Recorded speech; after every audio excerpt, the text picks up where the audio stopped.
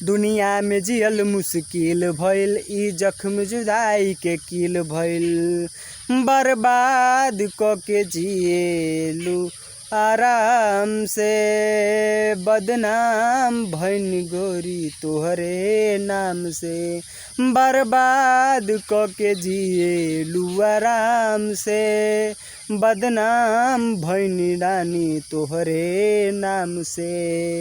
ओ बर्बाद कैलू रानी अपने नाम से। आइए इसको मैं मुँह से ढोलक बजाकर सुनाता हूँ आप लोगों को। अच्छा लगेगा तो चैनल को लाइक सब्सक्राइब ज़रूर करें, ठीक है।